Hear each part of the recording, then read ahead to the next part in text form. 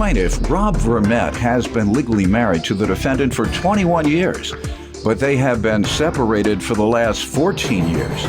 Rob admits that they split due to his drug use, and he petitioned the court for a DNA test to prove that her child is not his. Defendant Nicole Vermette left Rob after he started abusing cocaine, and she only allowed him back in their children's lives after he claimed to be clean. However, while their children were visiting Rob, he got high on heroin, and their daughters recorded him. All rise. This court is now in session. The Honorable Judge Greg Mathis presiding. You may now be seated. Start with you. Thank you, Your Honor. This is my estranged wife. We've been legally married. She's not strange to me. She looks pretty regular. We've been legally married. Estranged? Estranged. Okay. Estranged. I'm sorry. Yes, not strange. Estranged. We've been legally married for the last 21 years. The last 14 years, we haven't been together. I made mistakes. Could have been a better husband. I could have been a better father to my daughters. I messed up. I started doing cocaine, and I got arrested for possession and delivery of cocaine in 2004. In 2007, she decided she'd had enough, and she moved on and went into another relationship. After that happened, I started using heroin. In 2009, Why did you all stay married? I'm sorry? Why did you all stay married?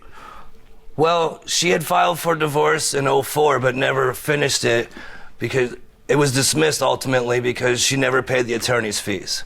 So I pursued the case again just last year when I finished parole in 2016. It had already been filed? It was filed once in 2004. And what do you mean dismissed? It was dismissed because of unpaid attorney's fees. That's not true. That's not true. Judge ain't got nothing to do with you and your client. He makes his decision. He doesn't make his decision based on whether you have paid or not. That's not true, sir. Oh. I don't remember. Well, Let me hear from you, ma'am. That ain't true. Judge don't say, oh, no divorce. You didn't pay your lawyer. Go ahead. So people get life in prison because they didn't pay their lawyer. Guilty. You didn't pay your lawyer. Go ahead, ma'am. I don't remember ever filing for divorce, so I'm not sure. I know that's a dope fiend story. Now, don't come with that. I know you used to be a dope fiend, coke and heroin, and I know all about that. So don't bring it here. If you've recovered, you appear to be recovered. I am. All right, then. Don't come in here with that. The judge dismisses cases because they don't pay their lawyer. Go ahead. Thank you. Part of what he said, in 2007, I finally had enough. He had already struggled through the 13 years we were together with alcohol.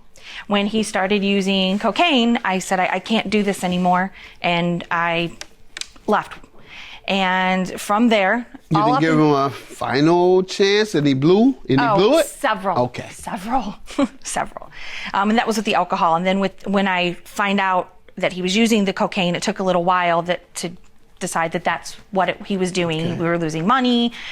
Anyway, so I decided that was enough. I had enough. I couldn't do it anymore. I left. Our daughters were 9 and 11 at the time.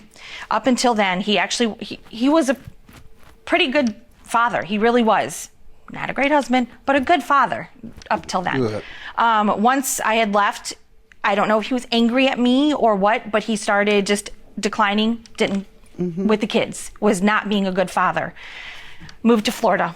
I wanted nothing to do with that, didn't want my children around that. What part? Originally it was Fort Walton Beach. My mom had lived in Florida, so I moved to be So what close to happened her. there? We were there for 4 years, and right around that time, right around that 4-year mark, he had said that he was clean and he was sober and he was doing better. How often were you all in touch, or the children, over that 4-year period? Never. Why? Did he know where you were? Yes. Were you receiving support, financial support? At that time, no. Okay. And quite naturally, he didn't have any, but if he was on heroin. And the other part I was going to ask is, why did he say he wasn't in touch with the children? Did you ever ask? Well, he was in jail for a good amount of time. Okay. And Got in it. and out of rehab and jail, I'm not sure. Okay. All right, so how did things go from there?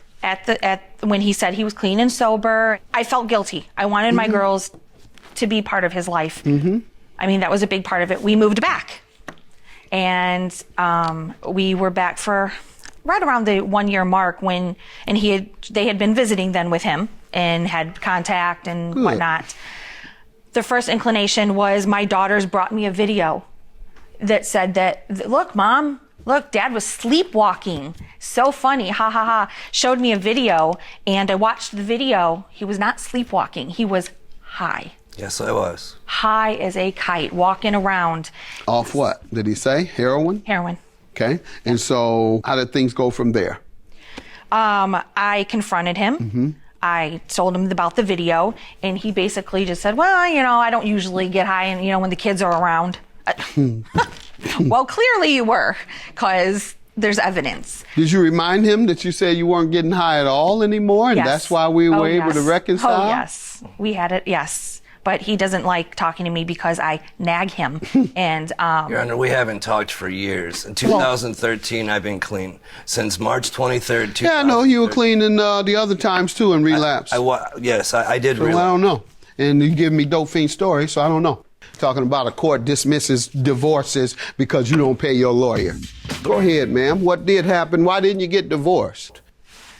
honestly, I didn't have the money or the means to go forward with the divorce because it's a long, drawn-out battle when you have children, as you know. And It won't be a battle if you all make agreement on things. agreed. I was young, didn't know any All right. better, had no Well, reason to be honest. What about the last 5 years then? 2 years, last year. Money. Don't let that hold you up, and you as well, if you want to get a divorce, because now we hear about a DNA test. How did this come up, the DNA issue? I finally completed parole successfully in 2016, so now I can focus all my attention on this. This has gone on for too long. So now I got a lawyer, and I filed for divorce 2017. Now, the DNA test in question is for a son that she has with another person. We have our 2 daughters together. There's no question about that paternity. She's been with another man for 11 years with another son. Now, she's refusing, but the father, the for us to be divorced, a test for the DNA needs to be done on the biological father. There you go again. But by law, Show me the law. Show me this law. Okay. There you go again. Can't get a divorce until you take a DNA test. I have it right here. Can insult me again. What the law says, you can't divorce unless you have a DNA test. Let's see it. Because I know what it says. It's the person is presumed to be the father if you're married. We are Now, married. I know that's the law. That's what but this, you can't get a divorce until you get a DNA test. Of the It's something you've made up. There's a presumption that the married person is the father. You can get a divorce. The presumption is still going to be there, though, until you get a DNA. Let's get the DNA.